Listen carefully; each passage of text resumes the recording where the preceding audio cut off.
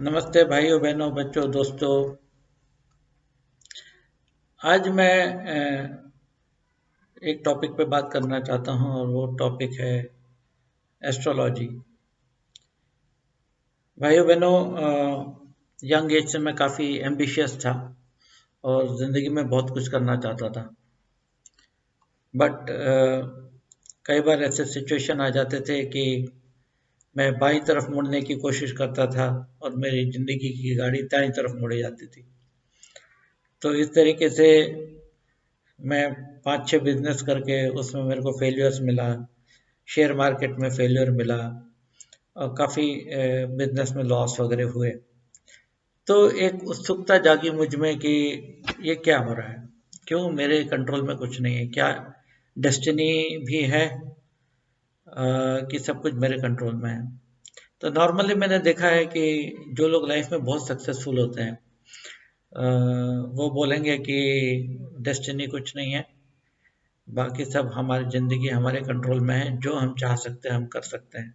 तो काफ़ी motivational lecturers होते हैं या बड़े बड़े गुरु लोग होते हैं, तो वो लोग बहुत लाइफ में सक्सेसफुल रहते हैं, तो वो बोलते हैं कि सब कुछ हमारे हाथ में है, जो हम चाहें, जो हमारा मन चाहे वो हम कर सकते हैं। और जो लोग लाइफ में फेल हो जाते हैं तो उनका तजुर्बा ये बोलता है कि हम कितनी भी कोशिश करें, जो होना होता है, जो किस्मत में होता है होता है। तो इस तर्क का तो कोई प्रूफ नहीं है कि डेस्टिनी सही है कि फ्री विल सही है, कितना हमारे कंट्रोल में है कितना हमारे कंट्रोल में नहीं है। तो ऐसा सिचुएशन कई बार आता था कि मैं कुछ करना चाहता था और होता कुछ था, तो मैंने एस्ट्रोलॉजी की तरफ रुख किया। तो मैं मैंने नाड़ी ज्योतिष देखी, फिर उसके बाद में मैंने पामिस के पास गया और फिर वो कुंडली बनाने वालों के पास गया, फिर फिंगर फिंगर लाइंस देख के जो प्रेडिक्शन करते हैं उनके पास भी थे। हर चीज़ का मैंने एक्सपेरिमेंट और अनुभव करने का कोशिश किया। तो मुझे दो किस्म की एस्ट्रोलॉजी दिखाई दी। एक है astrology which is predictive astrology, मतलब आपके साथ क्या होने वाला है उस चीज़ का कोई एक्यूरेटली प्रिडिक्शन कर दे कि भाई आपको ये तारीख को नौकरी लगेगी या आपकी ये तारीख को शादी होगी। वो प्रेडिक्टिव एस्ट्रोलॉजी होती है, जो कि आज बिल्कुल भी नहीं मिलती है वो एस्ट्रोलॉजी, उस तरीके का नॉलेज किसी के पास।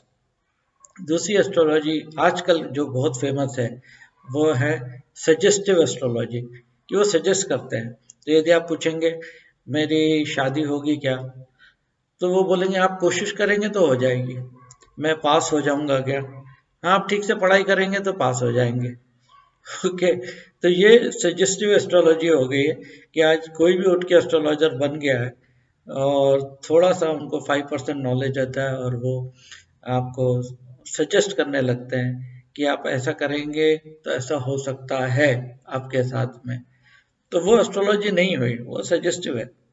तो हमारे भाई बहन हम लोग काफ़ी परेशानी में रहते हैं, सब लोग कोई ना कोई परेशानी किसी न किसी के साथ है। तो हम लोग जब एस्ट्रोलॉजर के पास जाते हैं, आजकल के जो मॉडर्न एस्ट्रोलॉजर हैं, तो सबसे पहले आपको डरा देते हैं, बहुत बुरी तरह से डराते हैं। अरे आपका तो 2.5 साल बहुत बुरा जाने वाला है और आपने ये 2.5 साल है आपके बुरे हैं, आपके ऊपर या तो काल सर्प योग होगा या आपके पितृ दोष होगा या मंगल दोष होगा, नहीं तो आखिर में 7.5 होगी, नहीं तो महादशा होगी, कुछ ना कुछ लगा देते हैं। एंड फिर डॉक्टरों की तरह बोलेंगे कि आप ऐसा करो, त्रिपिंडी पूजा करो, नहीं तो इसकी पूजा करो, काल सर्प की पूजा करो, पितृदोष की पूजा करो। और फिर उनका कनेक्शन रहता है गोदावरी के पास में, नासिक में या कहीं और, वहाँ चले जाओ, वहाँ पूजा करा लो। तो वहाँ 10, 20, 25 हज़ार की आप पूजा करा लेते हैं, होता जाता कुछ नहीं है। मेरे साथ तो कुछ नहीं हुआ और मेरे साथ जितने लोग गए थे उनका भी कुछ नहीं हुआ। तो इस तरीके से वो एक सिस्टम बना लिया है उन्होंने, जैसे डॉक्टर बोलता है सोनोग्राफी कर लो और वहाँ से उसको 30% जो भी कमीशन आता होगा, 10%, 30% जो भी, इस तरीके से इनका ये टाई अप बना दिया है इन लोगों ने तो पहले आपको डरा देते हैं, तो आप डर जाते हैं, अरे मेरे बेटे के साथ ऐसा होगा या मेरे साथ ऐसा होगा। तो आप उसके लिए कुछ भी करने को तैयार हैं, कुछ भी, कितना भी पैसा खर्च करने को तैयार है। आज 20,000 से लेके 50,000, 1 लाख तक की पूजा लोग करा लेते हैं, कुछ भी करने। तो ये डराने वाला खेल हो गया है। अभी भृगु संहिता जो है साउथ में है, बहुत फेमस है वो भृगु संहिता, और उसको नाड़ी ज्योतिष बोलते हैं। तो काफी कुछ उसमें, काफी प्रेडिक्शन आ जाता है, 40-50% के करीब उसमें पता लग जाता है, स्पेशली पास्ट का पता लग जाता है। तो उसमें भी पहले वो डरा देते हैं कि आपके पिछले जन्म के ये आपने कर्म किए थे, उस जन्म में तो आपको ये भुगतना पड़ेगा। इसके लिए साउथ में एक मंदिर है, वहां पर हम पूजा कराएंगे, उसके लिए 20-25 हजार लगेगा, फिर हम आपको कवच बना के देंगे, वो कवच आप डाल लीजिए, फिर सब ठीक हो जाएगा। और जितने आप नाड़ी ज्योतिष के पास जाएंगे, सबका अलग अलग वर्जन आएगा आपके बारे में। तो इस तरीके से ये लूटने की कोशिश करते हैं लोगों को।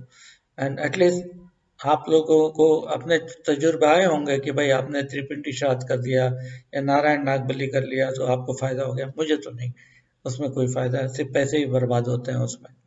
और वो पूजाएं भी ऐसी है कि जिसमें काफी खर्चा करना पड़ता है, सोने का नाग देना पड़ता है। फिर आप पूजा करते हैं तो पूजा में अलग अलग उन लोगों ने ऐसे मंत्र में डाल दिया है कि 100 गाय भेंट करो, अभी मंत्र के बीच में आ जाएगा। आजकल 100 गाय तो कोई देता नहीं, उसके बदले कुछ ना कुछ दान आपको पंडित को देना पड़ता है। तो वो मंत्र भी इस तरीके से बना लिए हैं जैसे कि 2 पैसा पंडित को मिले, इसलिए पंडित लोग काफी प्रॉस्परस हो गए हैं, करोड़पति बन गए हैं इस तरीके से कर करके। तो ये एक छोटा सा, मुझे तो स्कैम जैसा लगता है कि लोगों को पहले डरा दो, फिर पूजा पाठ करा दो, और उसके बाद में होना जाना कुछ भी नहीं है। और यदि देखिए, हम लोग भी इस धरती पे हैं, और फॉरेन कंट्रीज में जो है, चाइना हो गया, जापान हो गया, अमेरिका हो गया, ब्रिटेन हो गया, यूरोपियन कंट्रीज, वो भी लोग जिस धरती पे, तो उनके ऊपर भी नक्षत्रों का कुछ ना कुछ तो असर होगा, उन पे भी साढ़े साती होती होगी, महादशा होती होगी, मांगलिक दोष होगा, पर वो उनको मालूम नहीं उस चीज के बारे में, इसलिए वो लोग इस चीज को केयर नहीं करते हैं, फिर वो लोग इस तरीके के पूजा पाठ में इन्वॉल्व नहीं होते हैं। बट उनका कौन सा बुरा हो रहा है? उनके कंट्री की जीडीपी हमसे अच्छी है, उनका जो पर कैपिटा इनकम है, जो सैलरी पर पर्सन जो है, पर पर्सन, वो हमसे अच्छा है। तो वो तो हमसे ज्यादा प्रॉस्परस है बिना ये सब पूजा पाठ कराए। और हमारे यहाँ देखिए करोड़ों लोग भूखे मर रहे हैं, हम लोग गरीबी में हैं एकदम, हमारा देश गरीब देशों में गिना जाता है। तो कुछ फर्क नहीं पड़ता है इन सब चीजों से। हाँ, एस्ट्रोलॉजी का मुझे तो एक फायदा ये हुआ था कि मुझे बोला गया है बार बार कि आप शेयर मार्केट में कभी भी पैसा नहीं बना सकते हैं, और ये मैं ट्राई कर चुका हूँ अपने, आठ 5-6 बार मैं ट्राई कर चुका हूँ, और हमेशा लॉस ही हुआ है, लॉस ही हुआ है। तो इसके लिए अब मैंने उस चीज में हाथ डालना बंद ही कर दिया। तो बंद करने से एटलीस्ट आगे जो पैसे जाने वाले थे मेरे, वो पैसे वेस्ट नहीं हुए। तो इस तरीके से एस्ट्रोलॉजी का आप यूज थोड़ा बहुत कर सकते हैं in order to prevent something, कि भाई किसी ने सजेस्ट कर दिया कि आप शेयर मार्केट में मत जाइए, या पानी में मत जाइए, पानी में आपके लिए डेंजर है, तो आप प्रिकॉशन ले सकते हैं, उतना प्रिकॉशन लेके अपने आप को बचा सकते हैं, पर जो होना है वो तो होके रहता है। तो भाई बहन ऐसा है कि तकलीफें, दुख, मुसीबत सब पे आ रही हैं, तो उसके लिए जो भी सॉल्यूशंस हैं, सॉल्यूशंस जो कि एस्ट्रोलॉजिकल सॉल्यूशंस अपने को बताए जाते हैं, उसमें बहुत ज़्यादा पैसा वेस्ट मत कीजिए। अपने मन शांति के लिए जो थोड़ा बहुत करना है, पूजा पाठ कर लीजिए आप, बहुत ज़्यादा लाखों रुपए बर्बाद ना कीजिए, क्योंकि उससे कोई फर्क नहीं होने वाला है। हाँ, यदि आपको कोई ऐसा मिल जाता है जिसमें इंट्यूशन का पावर है, और ऐसे लोग बहुत कम रह गए हैं अभी कि जिनमें वो इंट्यूटिव पावर है, जो अपने इंट्यूशन से कुछ बता सकते हैं, तो वो लोग बता सकते हैं। और मेरा भी एक बहुत बड़ा एक्सीडेंट होने वाला था, जो कि एक सज्जन थे जिनको इंट्यूशन आता था, उन्होंने मुझे बताया, और एक्सीडेंट हुआ मेरा, पर मैं बच गया उस एक्सीडेंट में से। तो एस्ट्रोलॉजी के कई वो हैं, तरीके हैं, एंड 30% से ज़्यादा एक्यूरेसी उनमें है नहीं। कोई भी किसी का भी फ्यूचर नहीं बता सकता है। हाँ, इंट्यूशन से थोड़ा बहुत बताया जा सकता है।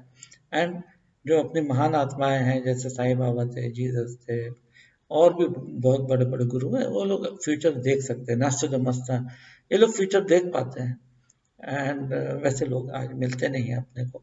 इसलिए अपने को जो आधे ज्ञान वाले लोग हैं उनसे अपने आप को बचाने का है, और जो होना है वो होगा। उसको समाधान के साथ में और हिम्मत के साथ में हमको उसके पार जाना है, क्योंकि समाधान और हिम्मत ही सबसे बड़ा शस्त्र हमारे पास है अपने डेस्टिनी के साथ में जीने के लिए। इतना बोलता हूँ। जय साईं राम।